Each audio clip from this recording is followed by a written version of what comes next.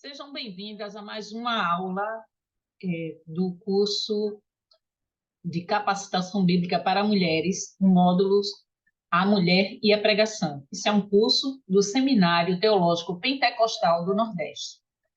Nós estamos nessa videoaula número 2, que nós estamos abordando os pregadores da Bíblia, que é uma série de livros do Ciro Sanches Zibordi, e nessa oportunidade nós vamos estar estudando sobre 2 livros desta série: Estevão, o primeiro apologista do Evangelho, e Paulo, o príncipe dos pregadores.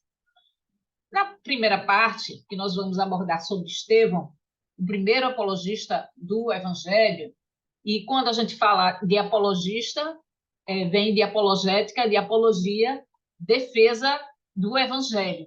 Então, por que Estevão é chamado o primeiro apologista do Evangelho?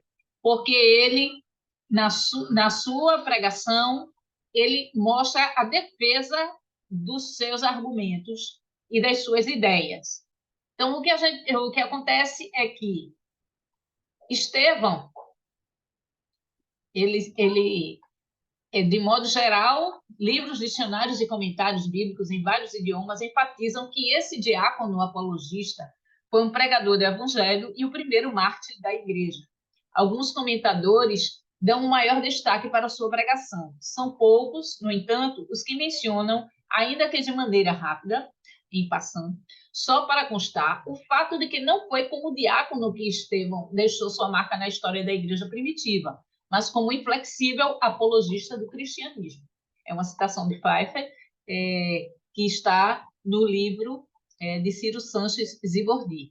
A gente vê de que Estevão é conhecido como um dos diáconos, que são escolhidos em Atos capítulo 6, por conta justamente de um problema que estava acontecendo com a igreja, que estava crescendo bastante, um número muito grande de pessoas.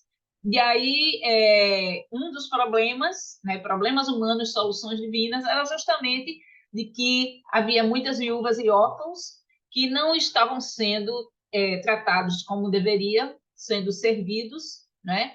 E ali é escolhido o grupo de diáconos para justamente servir nessa questão da ação social. Então, a primeira grande investida contra a igreja vem de fora, encabeçada por sacerdotes invejosos. É a questão da perseguição dos religiosos da época. Mas a gente vê que a segunda grande investida contra a igreja ela é interna, que justamente surge desse problema aí. Em ambos os casos, a igreja continuava crescendo. Agora vimos em Atos 6 que o número dos discípulos, adeptos, os crentes que desejavam aprender mais a respeito de Jesus e do Evangelho, continuava a multiplicar-se. O que acontece quando uma comunidade de pessoas cresce? Toda aquela multidão de recém-chegados provoca problemas. É o comentário de Stanley Norton, que também é citado no livro. Nós vemos que em uma sociedade em que as mulheres dependiam dos homens para o seu sustento, as que perdiam seus maridos ficavam numa situação economicamente difícil. Poucas conseguiam sustentar-se. Dependiam da benevolência de familiares e da ajuda de comunidades religiosas para sobreviver. Não por acaso, desde os tempos do Antigo Testamento, Deus ordenou que seu povo amparasse viúvas e órfãos. E aí as viúvas hebreias estavam recebendo, por parte dos 12, os apóstolos, um atendimento diário, melhor que o dispensado às helenistas, né, que é justamente as viúvas e órfãos originados dos gregos ou dos gentios, o que despertou o descontentamento dos parentes e representantes destas. Em Atos capítulo 6, versículo 1, Lucas emprega o termo murmuração. Porém, fica claro que, pelo contexto, ele não se refere ao pecado de verderar contra Deus e sua obra, e sim a uma reivindicação mais enérgica. Em Atos dos Apóstolos, não há informação sobre o momento exato em que essa murmuração ocorreu. Todavia, a desavença entre cristãos hebreus e helenistas não poderia persistir, haja vista a igreja ser uma comunidade inclusiva de indivíduos que representam diferentes culturas, costumes e tradições, não havendo perante o Senhor judeu ou grego. E aí a gente vê que é instituído o serviço dos diáconos. E aí são consagrados 7 diáconos. E desses 7, um que sobressai é justamente o Estevão. Né? Através da imposição de mãos, eles são consagrados. E logo após a eleição e a consagração dos diáconos, 4 coisas acontecem. Primeira, crescia a palavra de Deus, como no exemplo do Senhor Jesus na parábola do semeador. Segunda, multiplicava-se muito o número dos discípulos, e isto é, havia tanto crescimento qualitativo da palavra, do ensino da palavra, como quantitativo. Terceiro, era grande parte dos sacerdotes obedecia à fé. E 4, Estevão rouba a cena, elevando-se a tal eminência como pregador que os próprios apóstolos ficaram ofuscados. Então, nesse período aí curto, Estevão ele se torna protagonista na pregação do evangelho. Seu ministério não ficava somente na diaconia, no serviço, não se limitava a amparar as viúvas. E aí ele cita também Gonçalves. Não são seus irmãos cristãos que discutem com ele, mas seus oponentes que acabam impelindo a testemunhar e a pregar. De acordo com a igreja, a função dele era puramente administrativa, mas o desafio dos de fora da igreja força-o a ampliar essa função. A vocação de Estevão vem a ele da igreja, apenas até certo ponto. Sua vocação final vem a ele por intermédio dos de fora da igreja. Então, ele se coloca à disposição para falar acerca do evangelho e a defender esse evangelho.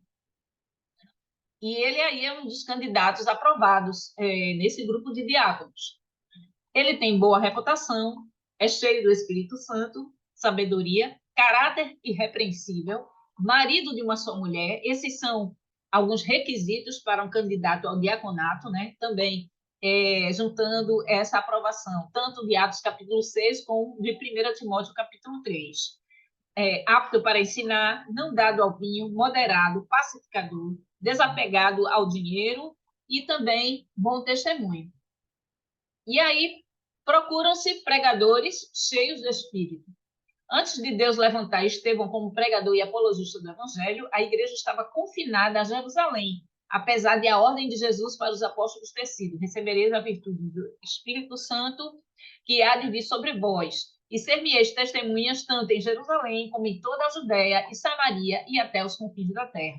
Contudo, após o aparecimento e especialmente o desaparecimento de Estevão, o evangelho passou a ser propagado por toda parte. Estevão, aliás, foi o primeiro não apóstolo a realizar milagres publicamente, visto que, até então, somente os apóstolos haviam sido usados por Deus para fazer maravilhas e sinais.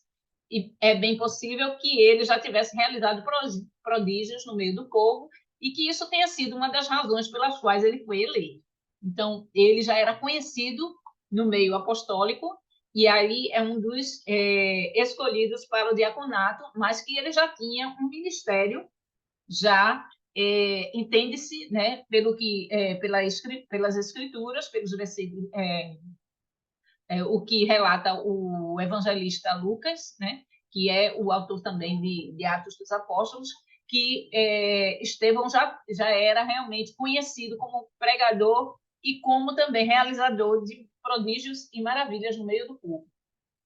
Estevão é o pregador que mais vezes recebe o adjetivo de cheio do Espírito no Novo Testamento. A gente percebe isso, e embora o seu ministério seja bem curto e a gente tenha apenas poucos fragmentos de pregações dele, não é? A pregação mais completa, justamente no capítulo 7, quando, ao final da sua pregação, ele é apedrejado. Atualmente, os cristãos têm mais equipamento e tecnologia para evangelizar o mundo que jamais antes.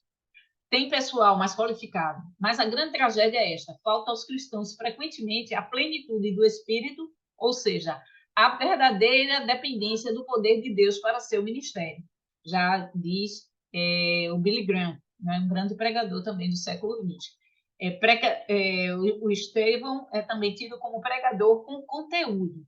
O primeiro a defender o evangelho com graça e sabedoria, com entendimento, né? Ele também é chamado de pregador cheio de sabedoria, cheio de fé, cheio de graça e poder, defensor do evangelho, debatendo com os rabinos, provou ser melhor que eles. As suas palavras eram irresistíveis e cativantes como as de Jesus. Em suas prédicas, afirmava que a salvação era obtida por meio de Jesus, o Messias, e não pela obediência à lei de Moisés. Como Jerusalém possuísse várias sinagogas onde os judeus de diferentes nações costumavam reunir-se, Estevão ia de uma para a outra pregando o evangelho e discutindo com os líderes. Ele também é tido como um pregador cheio da palavra de Deus e cheio de coragem. E aí a gente vê que a pregação apologética, a pregação de Estevão, né, em Atos capítulo 7, é em defesa do evangelho, em defesa de todas as questões do evangelho, como uma pregação do evangelho deve ter. Então, é tida como a primeira pregação apologética do Novo Testamento, Atos capítulo 7, em resposta para o sinédrio das falsas acusações de falso testemunho. Ele é acusado de falso testemunho, mas são levantadas falsas testemunhas para incriminarem o Estevão. Os pilares da pregação de Estevão, a gente vê, em primeiro lugar, a terra de Canaã. Ele traça um histórico de toda a peregrinação do povo de Israel até a terra de Canaã, a terra prometida. Ele vai falar também sobre a lei de Moisés. E, em terceiro lugar, a questão do templo. Né? Então, ele traz esses três pilares na sua pregação. E também a gente vai ver algumas características da pregação de Estevão. Ela, em primeiro lugar, ela é teocêntrica, ela aponta para Deus. Segundo lugar, cristocêntrica, apontando para Jesus Cristo como Salvador. Terceiro, ela é ungida pelo Espírito Santo. Quarto lugar, ela é verdadeira, ele comprova historicamente. Não é? É uma pessoa que tem conhecimento da história do povo de Israel. E, em quinto lugar, ela é aprovada por Deus.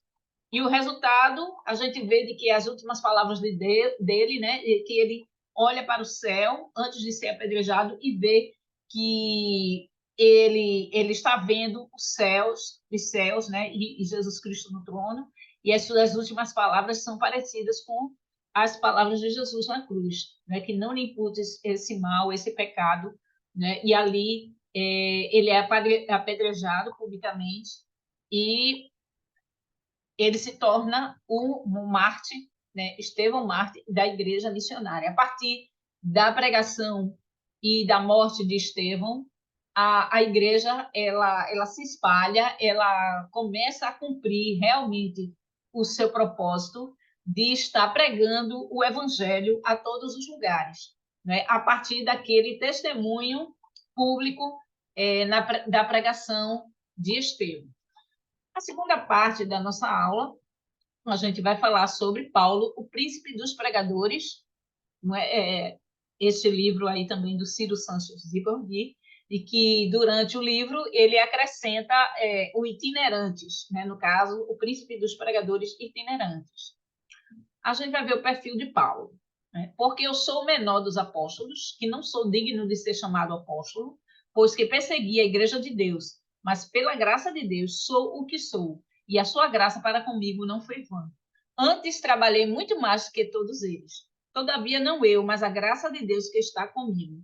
Ele relata isso em 1 Coríntios, capítulo 15, versículos 9 e 10. Ele é o autor de 13 epístolas, né? Epístolas direcionadas a igrejas, a pastores, né? Então, pessoas em particular, mas que é um conteúdo doutrinário muito profundo no Novo Testamento. Ele se torna o maior escritor do Novo Testamento. Ele tem um encontro com Cristo relatado em Atos capítulo 9, após a morte de Estevão. Inclusive, é relatado, né, de que ele estava presente nessa hora em que Estevão foi apedrejado. Ele é fariseu, né? Ele fez parte do grupo de fariseus, conhecia bem as leis. Ele também é chamado de Saulo, cheio do Espírito Santo, e o seu nome é modificado, né, para Paulo. Aí o legado de Paulo. O que é que Paulo deixa para nós? A carreira de Paulo como pregador do evangelho começou na majestosa cidade de Damasco, descrita pelos poetas como um punhado de pérolas numa taça de esmeralda. Era essa a imagem que ele avistava, quase ao meio-dia, quando um raio de luz mais brilhante que o sol, em todo o seu esplendor, cegou seus olhos, levando-o ao chão.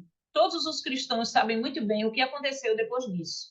E aí a gente vê de que Paulo tem um encontro pessoal com Cristo, né? Ele até então era perseguidor, era um fariseu perseguidor do Evangelho, e aí depois desse encontro com Jesus, que ele fica cego por alguns dias, ele recebe uma missão, ele recebe um treinamento, ele passa alguns anos em peregrinação, em estudos das Escrituras, para se tornar o Paulo que nós conhecemos no Novo Testamento. É o Paulo histórico, né, de que nós temos indícios da sua passagem pela igreja e como sendo um dos grandes, né, protagonistas do Evangelho. E aí Paulo se torna o príncipe dos pregadores itinerantes. Ele vai por vários lugares, por várias cidades, pregando o Evangelho, instituindo a Igreja do Senhor naqueles locais e partindo para outros lugares. E na sequência a gente vai ver as viagens missionárias. A partir de Atos capítulo 13, a gente vê esse protagonismo de Paulo, a partir de Jerusalém, indo para Antioquia da Síria. E aí a gente vê saindo o foco da igreja, o centro da igreja, sai de Jerusalém e vai para Antioquia da Síria, e o protagonismo de Pedro passa para Paulo a partir de então. E aí a gente vê as viagens missionárias de Paulo. Nessa primeira viagem missionária, ele vai acompanhado de Barnabé, outro grande pregador. A primeira expedição evangelística de Paulo concentrou-se nas cidades de Antioquia da Pisídia, Icônio, Listra e Derbe, no sul da província romana da Galácia. Após essa viagem, ocorreu um importante concílio em Jerusalém, que reuniu apóstolos, presbíteros e toda a igreja com o propósito de determinar se os convertidos gentios precisavam submeter-se à lei, e, no caso, também de circuncidar-se. Na segunda viagem missionária, não mais com Barnabé, mas com Silas, com Timóteo e Lucas também, que acompanham. Sua segunda viagem levou uma vez mais a Galácia e, em seguida, pela primeira vez, a Macedônia e a Caia na Europa, especialmente as cidades de Filipos, Tessalônica e Corinto. Na terceira viagem, Paulo instalou-se na cidade de Éfeso, na província da Ásia, que não deve ser confundida com a igreja da Ásia Menor, e nem com o grande continente asiático. A gente vê aí também a terceira viagem missionária. Depois de revisitar várias cidades gregas, ainda por ocasião da terceira expedição evangelística, empreendeu viagem com algumas escalas a Jerusalém, desejando muito participar das festividades alusivas ao dia de Pentecostes, duplamente importante para ele, que era judeu e cristão.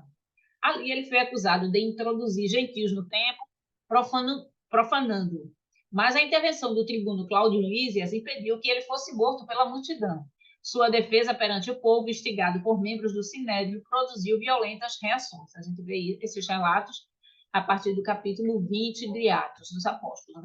A gente vê aí o mapa da primeira viagem de Paulo, né? Então, partindo de Antioquia, indo por todas essas cidades e voltando para Antioquia. Sempre ele voltava para a cidade de Antioquia, que era a cidade que era a igreja de onde tinha sido enviado, e para prestar relatórios para a igreja.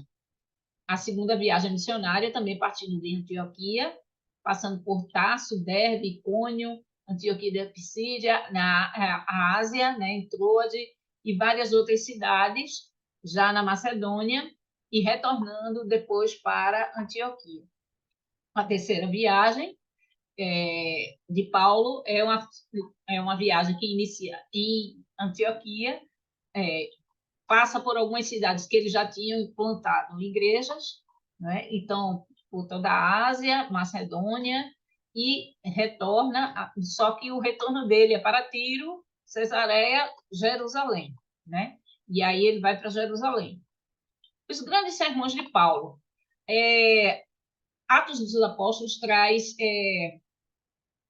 o conteúdo de 7 desses sermões de Paulo. Com certeza tinha muitos mais, muitos outros, mas a gente vai trazer justamente esses sermões de Paulo e o seu objetivo, algumas questões que a gente pode trazer.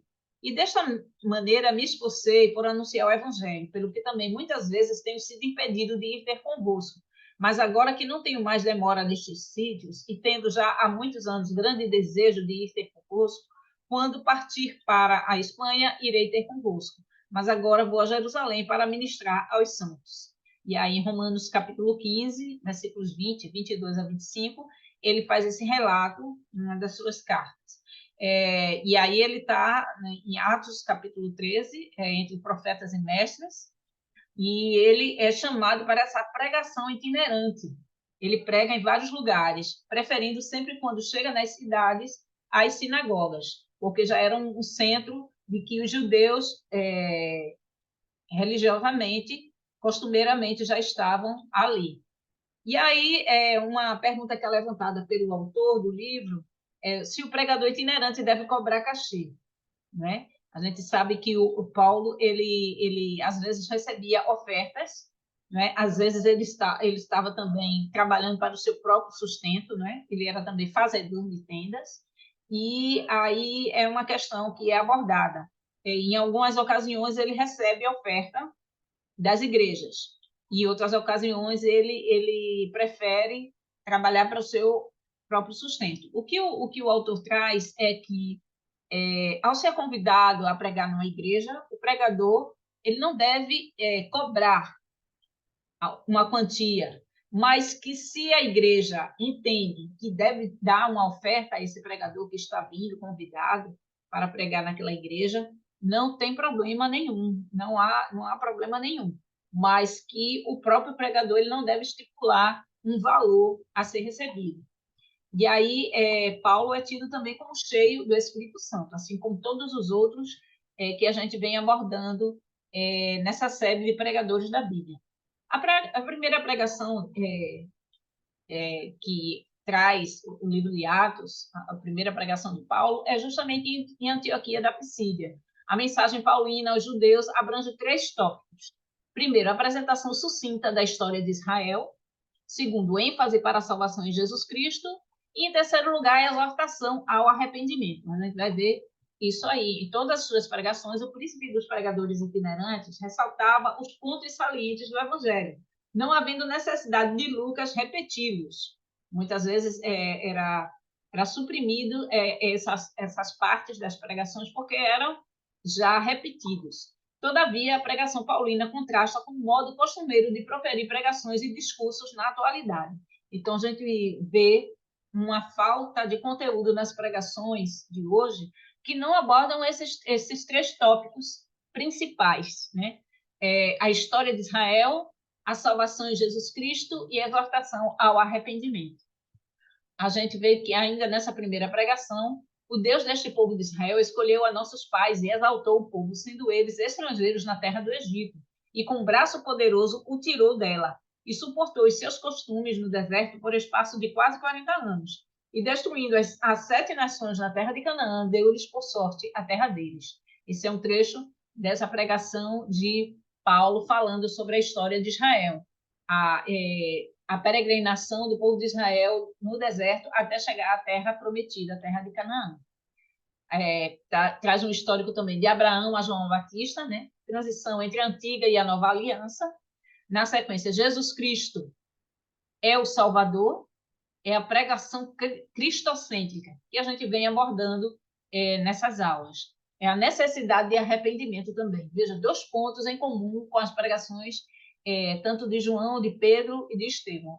Pregação cristocêntrica e necessidade de arrependimento. E aí temos uma conclusão pessimista. Por que pessimista? Porque, na verdade, o que é abordado na pregação de Paulo é de que, na maioria das vezes, os seus ouvintes rejeitavam essa mensagem, porque elas necessitavam de uma resposta urgente, né, naquele momento, de se aceitavam ou não. E muitos ficavam em dúvidas. E muitas vezes não aceitavam bem esse tipo de mensagem.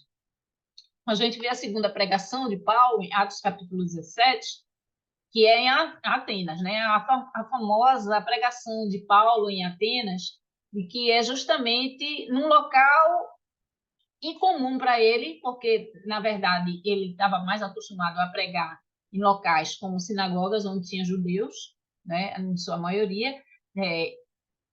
Realmente, nas sinagogas só podiam estar entrando, né, e participando de todas as celebrações ali, de todas estudos e leituras, os judeus. E, no entanto, é um público diferenciado, são os gregos, acostumados à questão do raciocínio, do conhecimento filosófico, né, e também de muitas superstições, né? E estando Paulo no meio do Areópago, disse: Varões atenienses, Deus, não tendo em conta os tempos da ignorância, anuncia agora a todos os homens em todo lugar que se arrependam.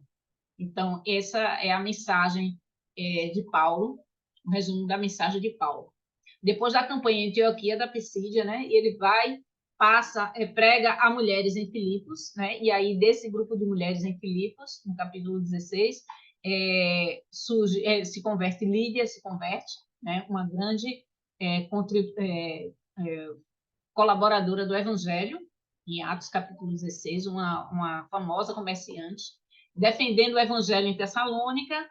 Em seguida, tem um público seleto em Bereia. Os bereanos eram justamente conhecidos por sempre examinarem as escrituras para ver o que as pessoas falavam, o que as pessoas pregavam, mas também fazendo um teste nas escrituras. E aí ele caminha para Atenas e ele é tido como um pregador estranho, né? Ele vai falar sobre o Deus desconhecido, né? Porque tem vários altares a vários deuses em Atenas, onde ele chega no Areópago, e tem um altar que ele aproveita aquela ocasião que tem lá, ao Deus desconhecido, né? Com certeza, como se a gente hoje tivesse, né? Tem o dia de todos os santos. Se eu esquecer de algum santo, pelo menos tem o dia de todos os santos. Dessa mesma forma, o povo ateniense também tinha. A gente pode estar esquecendo de algum deus, e aí nós vamos fazer um altar ao Deus desconhecido. E aí Paulo aproveita essa deixa dos atenienses com relação ao Deus desconhecido. E ali nessa pregação estavam entre eles epicureus e os estoicos, não é? Os epicureus eram tidos como aqueles que colocavam em primeiro lugar o prazer, né?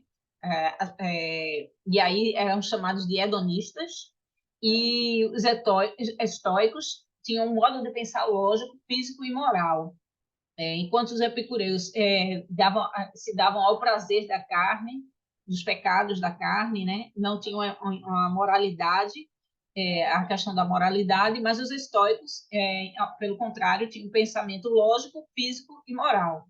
E aí ele traz uma introdução bem humorada que ele vai falar justamente: eu percebo aqui que vocês têm um altar para um Deus desconhecido. Esse mesmo Deus, aí ele sai traçando um histórico, o Deus criador dos céus, da terra, né? E aí faz um chamado ao arrependimento e fala sobre Jesus Cristo, que morreu e ressuscitou. E aí a conclusão desse discurso, dessa pregação, é decepcionante, porque ele não tem o sucesso, não tem também um público positivamente assertivo com relação à sua pregação.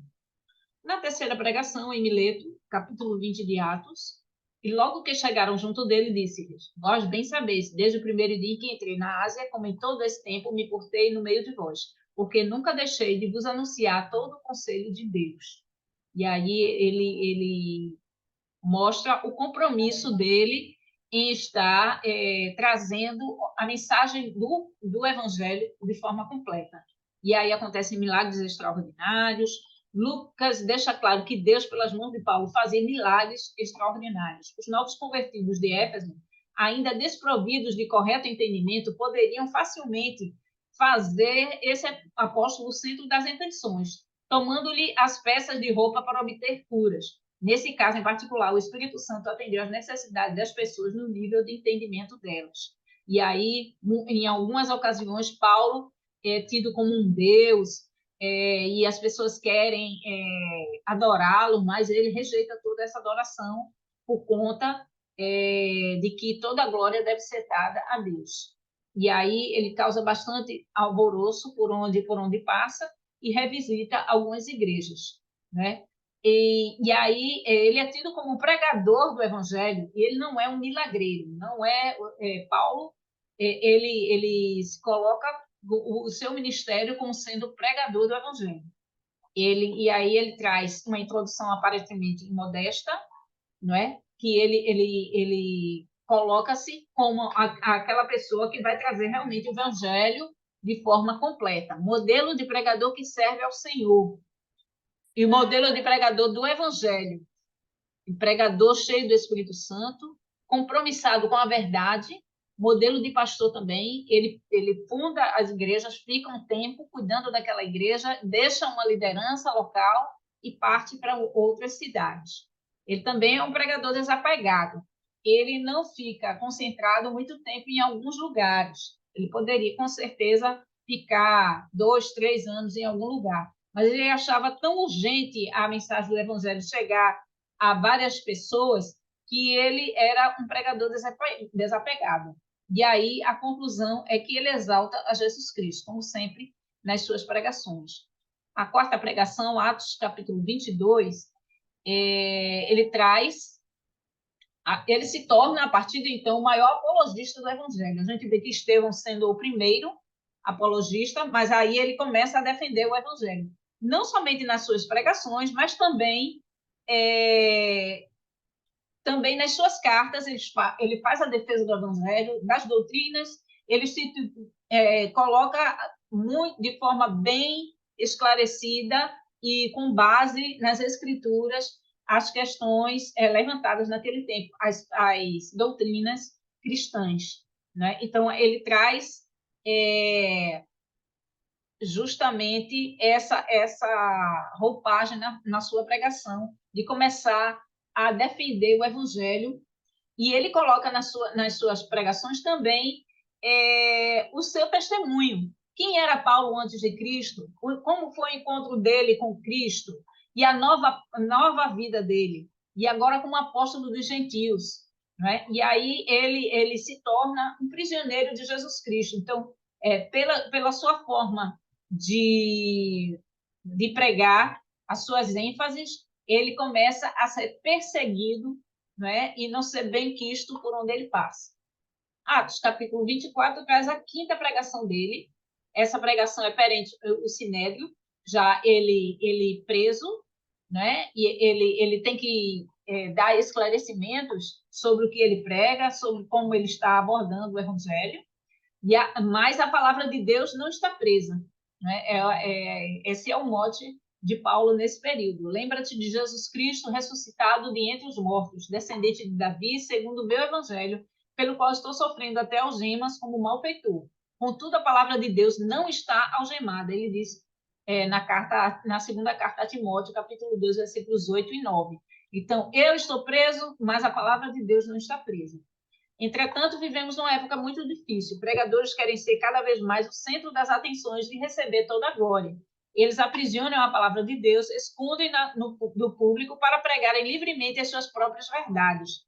Aprendamos com Paulo, que se tornou um prisioneiro de Cristo, para que a palavra do Senhor estivesse completamente livre. E aí a gente vê nessa pregação dele que não só uma defesa dele como pregador do evangelho, mas uma defesa do próprio evangelho, e trazendo também a questão da ressurreição dos mortos e sempre colocando Deus que está no controle de todas as coisas. Ele já tinha justamente essa certeza que poderia vir a sofrer com a morte, até a condenação pela morte, por causa de suas pregações, do seu ministério. E aí vem a sexta pregação, Atos capítulo 26, que é a loucura na pregação, porque a palavra da cruz é loucura para os que perecem, mas para nós que somos salvos é o poder de Deus, como ele diz em 1 Coríntios capítulo 1, versículo 18. E aí ele passa 2 anos na prisão, ele vai até o governador, vai até o rei Agripa II, né? E aí ele nessa pregação, né, que a gente considera uma pregação, ele é interrogado, ele fala sobre a sua própria vida autobiográfica, né? e ele já coloca a esperança dele na ressurreição dos mortos, e aí ele conta a sua história como um perseguidor do caminho, né? A seita do caminho, que eram os cristãos logo no início, eram chamados da seita do caminho, encontro com Jesus Cristo, chamada para pregar aos gentios, obediência à visão celestial, que ele ressalta bem, eu fui obediente à visão celestial, né? Então, de que ele foi chamado para esse propósito. E aí, na sua última pregação, Atos capítulo 28, a última viagem de Paulo, os últimos 10 anos, né, pregando aos bárbaros em Malta também. O príncipe dos pregadores itinerantes vai para a Itália, e aí ele tem um ministério em Roma, justamente com relação a ele preso, e aí ali é o período que ele mais produz, ele escreve bastante nesse período que ele está em cadeias. Né? Varões e irmãos, não havendo eu feito nada contra o povo ou contra os ritos paternos, vim, contudo, preso desde Jerusalém, entregue nas mãos dos romanos, os quais, havendo-me examinado, queriam soltar-me, por não haver em mim crime algum de morte. Mas, opondo-se os judeus, foi-me forçoso apelar para César, não tendo, contudo, de que acusar a minha nação. E aí ele apela para César como cidadão romano, e aí ele mesmo, dessa forma, ele é condenado, né, à decapitação. Ainda nesse grande sermão, nesse último sermão, né, ele fala sobre a esperança de Israel, o reino de Deus, e a conclusão dele. Bem falou o Espírito Santo a nossos pais pelo profeta Isaías, dizendo: vai a este povo e diz, de ouvido ouvireis, de maneira nenhuma entendereis, e vendo vereis, de maneira nenhuma percebereis. Porquanto o coração deste povo está endurecido, e com os ouvidos ouviram pesadamente e fecharam os olhos, para que nunca com os olhos vejam, nem com os ouvidos ouçam, nem do coração entendam e se convertam, e eu os cure. Ele cita aí trecho da profecia do profeta Isaías, e se torna uma conclusão contundente de que ele está falando sobre um assunto, a mensagem dele está sendo ouvida, mas muitos, principalmente os do povo de Israel, não entendem, não conseguem compreender e se converter. Bem, aqui a gente chega ao final dessa videoaula, é apenas um resumo do que se trata nesses dois livros, né? O Estevão, o primeiro apologista do Evangelho, e Paulo, o príncipe dos pregadores, e que nós vamos ter a atividade número 2, que é o seguinte: analisando o perfil de Estevão e de Paulo como pregadores, quais as observações que você faz comparando com os pregadores que você vê pregar nas igrejas e nas redes sociais? Você vai fazer um paralelo entre a pregação de Estevão e de Paulo, analisando o perfil deles, como os pregadores atuais se comportam, como eles pregam, fazendo justamente esse paralelo com a forma de Estevão e de Paulo abordar a sua mensagem, abordar o Evangelho. E segundo, depois de assistir as duas videoaulas sobre os pregadores da Bíblia, João Batista, Pedro, Estevão e Paulo, quais as lições você aprendeu sobre a pregação deles? Todas essas duas questões devem ser escritas com as suas palavras. Faça um comentário, não apenas coloque tópicos, mas embase bem, coloque textos bíblicos, pesquise bem, certo? Essa atividade estará, a gente vai receber até a sexta-feira da próxima semana, certo? Então, que a gente possa estar observando essas datas para não perdermos os prazos para a conclusão desse módulo, que é a mulher e a pregação. E que Deus possa abençoar cada um de vocês.